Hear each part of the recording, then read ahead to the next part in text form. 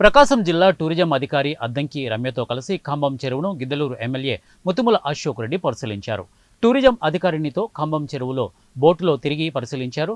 ఈ సందర్భంగా ఆయన మాట్లాడుతూ మరో ఏడాదిలోగా పూర్తి స్థాయిలో టూరిజం కేంద్రంగా ఖమ్మం చెరువు మారనుందని తెలిపారు. ఏదేమైనా ఎంతమంది నాయకులు మారినా కానీ ఎమ్మెల్యే ముతుముల అశోక్ రెడ్డి పట్టుదలతో ఖమ్మం ప్రజల దశాబ్దాల నాటి కల నెరవేరబోతోందని నియోజకవర్గ ప్రజలు హర్షం వ్యక్తం చేస్తున్నారు.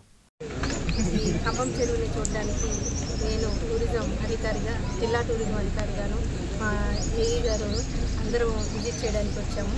గౌరవ ఎమ్మెల్యే గారి తరఫున వెళ్ళి అన్నీ పరిశీలించడం జరిగింది. ఇక్కడ ఒక పాపిక్ కొండలు కనిపించినట్లుగా ఈ ప్రదేశం ఉండటంతో ఈ పర్యాటక కేంద్రంగా డెఫినెట్గా అభివృద్ధి చేసి ఇక్కడ రావాల్సినవన్నీ త్వరలోనే తీసుకొస్తామని కోరుకుంటూ చెప్తూ ఆఫీసర్ గారు అలాగే వారి యొక్క అధికార యంత్రాంగం కూడా ఖమ్మం చెరువుని పర్యాటక కేంద్రంగా చేసే దానికోసం వారు ఈరోజు అఫీషియల్గా విజిట్కి రావడం జరిగింది.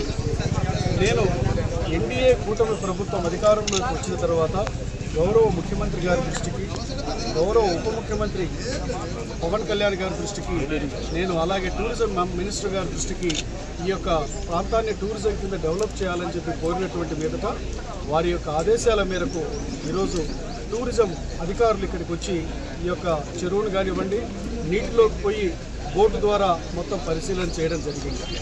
వారి అధికారులు కూడా చాలా సాటిస్ఫై అయ్యారు. ఈ ప్రాంతము పూర్తిగా టూరిజం అభివృద్ధికి అనుకూలమైనటువంటి ప్రాంతం అనేటువంటి విషయాన్ని వారు వ్యక్తపరచడం కూడా జరిగింది.